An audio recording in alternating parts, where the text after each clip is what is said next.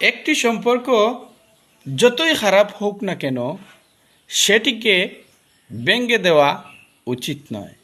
কারণ জল যতই ময়লা হোক না কেন তৃষ্ণা মেটাতে না পারলেও আগুন নিভাতে সাহায্য করে।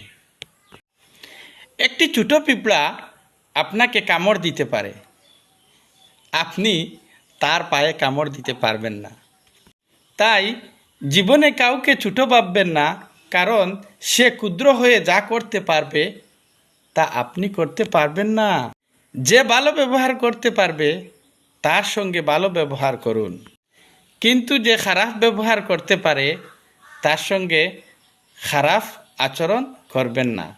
কারণ হীরা দিয়ে হীরা কাটা যেতে পারে, কাদা দিয়ে কাদা কখনো পরিষ্কার করা যায় না।